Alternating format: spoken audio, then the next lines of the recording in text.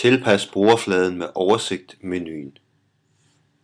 Du har flere muligheder for at tilpasse Pages brugerfladen til dine egne behov. Med menuen Oversigt oppe i værktøjslinjen skal vi kigge på 8 af dem. Miniaturer af sider.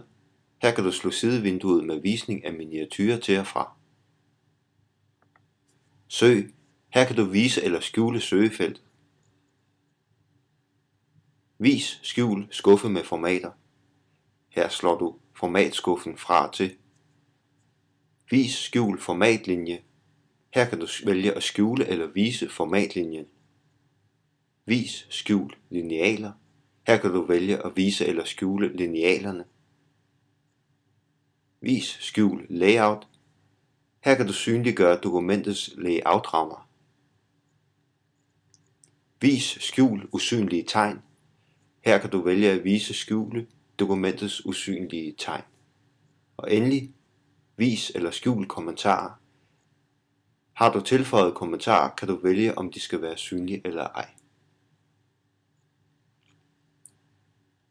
God fornøjelse med oversigt-menuen.